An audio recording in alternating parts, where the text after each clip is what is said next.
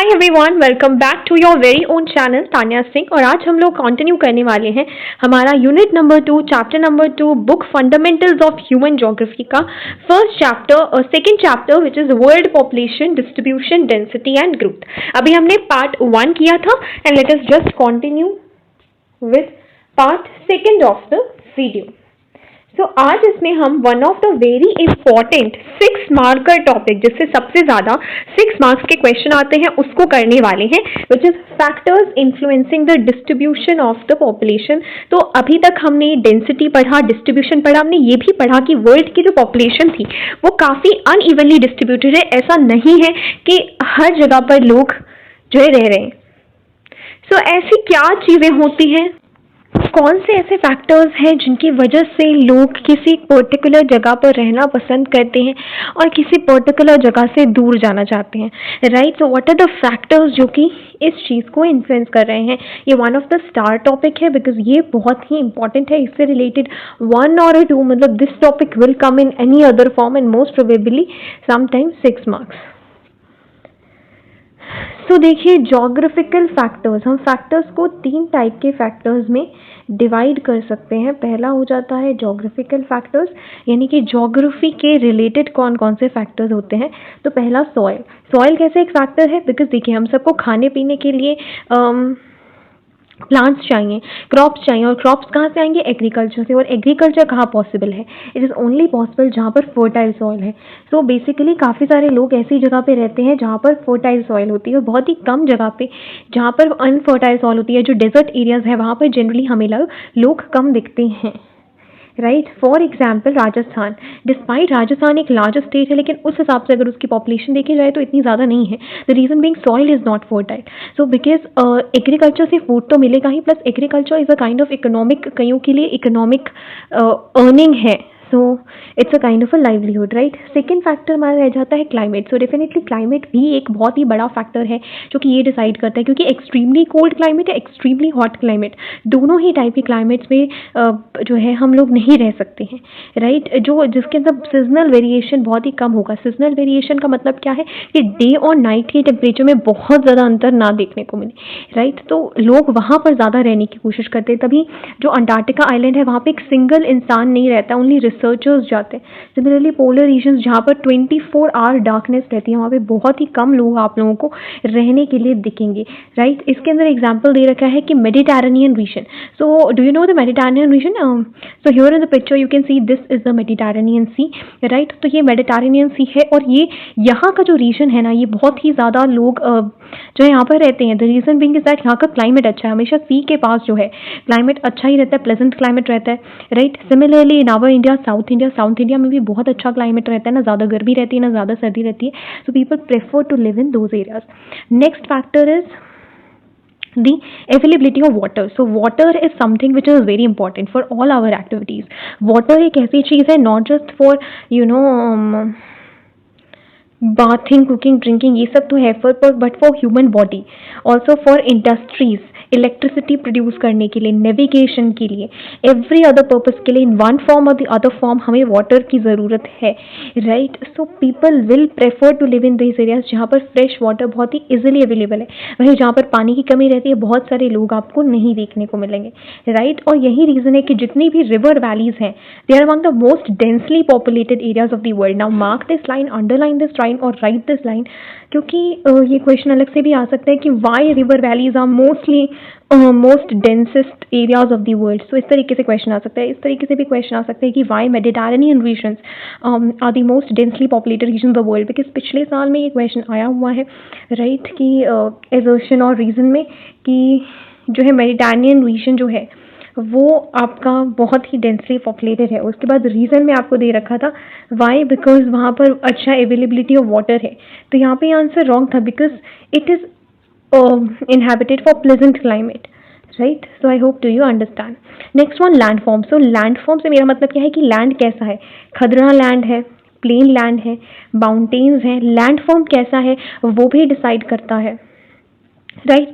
क्या जैसे कि प्लेन लैंड्स पर आप बिल्डिंग्स भी उगा सकते हो, क्रॉप्स भी अच्छे से हो सकते हैं, ट्रांसपोर्टेशन नेटवर्क है, कम्युनिकेशन नेटवर्क है, तो वो भी बहुत अच्छे से जो है जितने भी आपके ऑप्टिकल फाइबर्स हैं अच्छे से हम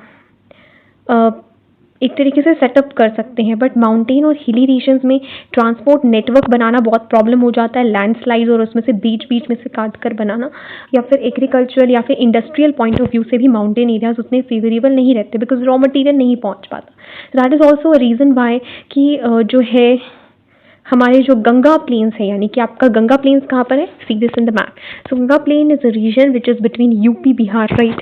तो यहाँ से आप देखिए यूपी बिहार और ये वाले रीजन्स पे गंगा बह रही है, एंड दैट इज़ वाई अगर आप देखेंगे पूरे इंडिया में वर्ल्ड की इंडिया की पॉपुलेशन सबसे ज़्यादा कहाँ पर है, यूपी बिहार, और इधर ये स्टेट्स में सबसे ज़्यादा आपको हाईएस्ट पॉपुलेशन देखने को मिलेगी।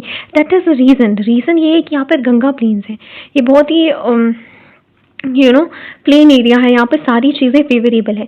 वहीं दूसरी ओर अगर आप हिमालयाज़ या फिर माउंटेन्स देखें तो वहाँ पर जो है बहुत ही कम लोग रहना प्रेफर करते हैं as compare to the plains. तो ये भी अलग से क्वेश्चन आ सकता है कि गंगा प्लेन्स क्यों इतनी पॉपुलेटेड है, एंड सबका एक स्पेसिफिक रीज़न आपको जो है पता होना चाहिए कि what is the specific reason. Also try to incorporate the examples in your answer to get the marks, right. Next factor हमारे हो जाते हैं इकोनॉमिक फैक्टर्स। तो कुछ ऐसे इकोनॉमिक रिलेटेड भी फैक्टर्स होते हैं जो ये डिसाइड करते हैं कि कोई भी कहाँ कितनी डेंसिटी रहेगी, कहाँ कितनी डिस्ट्रीब्यूशन रहेगी, राइट। तो सबसे पहले है इंडस्ट्रियलाइजेशन। देखिए जहाँ पर भी इंडस्ट्रीज है वहाँ पर जॉब्स हैं, राइट। लोग जॉब के लिए जाएंगे, and not just for factory workers, but जहाँ पर इंडस्ट्रीज होती है वहाँ पे ट्रांसपोर्ट भी चाहिए होता है फॉर द रॉ मटेरियल्स को इधर उधर करने के लिए, राइट। तो ट्रांसपोर्ट नेटवर्क से बहुत सारे शॉपकीपर्स भी होंगे, बैंक भी है, डॉक्टर्स भी हैं, टीचर्स भी हैं, क्योंकि जो लोग रह रहे हैं उनकी फैमिलीज़ के लिए सर्विसेज भी तो प्रोवाइड करनी पड़ेगी।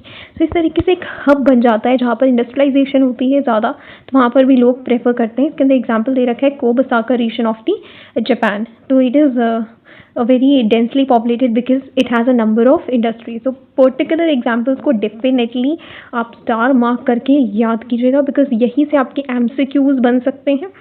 So they are very important.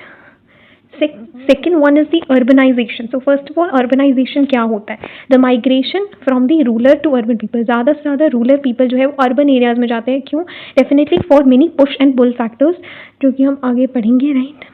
लेकिन वैसे क्या है, एम्प्लॉयमेंट अपॉर्चुनिटीज़ के लिए लोग सिटीज़ में जाते हैं, एजुकेशनल और मेडिकल फैसिलिटीज़ के लिए भी जाते हैं कि उनकी जगह पे अच्छी मेडिकल फैसिलिटीज़ नहीं है, एजुकेशन नहीं है, better means of transport and communication. तो कुछ दीज आर अट्रैक्शंस, एंड इसकी वजह से क्या होता है, अर्बन एरियाज ग्रो करने लग जाती हैं। तो this is also one of the reason ना कि जहाँ पर अर्बनाइजेशन होगा वहाँ पर पॉपुलेशन ग्रो करेगी, वहाँ की डेंसिटी डिस्ट्रीब्यूशन जो है वो बढ़ेगी। जैसे जितनी भी मेगा सिटीज़ हैं वो मतलब वर्ल्ड की, चाहे इंडिया की भी ले लीजिए, आप दिल्ली ले लीजिए, मुंबई ले लीजिए, दे आर ऑलवेज क्राउडेड, वहाँ पर हमेशा क्राउड रहेगा as compare to the other cities. Next one is minerals. Definitely minerals कैसे है, मिनरल्स है इंडस्ट्री से मतलब कनेक्टेड, राइट, क्योंकि जहाँ पर मिनरल्स होंगे वहाँ पर इंडस्ट्रीज होगी, जहाँ पर इंडस्ट्रीज होगी वहाँ पर एम्प्लॉयमेंट होगा। So it is a kind of a cycle कि मिनरल्स हैं, इंडस्ट्रीज हैं, इंडस्ट्रीज हैं, जॉब्स हैं, तो फिर लोग उधर जाना चाहते हैं, राइट। तो जितने भी स्किल्ड और सेमी स्किल्ड वर्कर्स हैं वो अपनी फैमिलीज़ के साथ वहाँ पर मूव करते हैं। यहाँ पे भी एग्जांपल दे रखे हैं कटंगा ज़ाम्बिया जो है, it's a copper belt in Africa, जो कि एक इसका सबसे बड़ा एग्जांपल है, राइट। तो याद रखिए कटंगा ज़ाम्बिया जो है वो कौन सी बेल्ट है, कॉपर बेल्ट है। तो this can also come in the MCQ। Now let's talk about the social and the cultural factors जो है वो।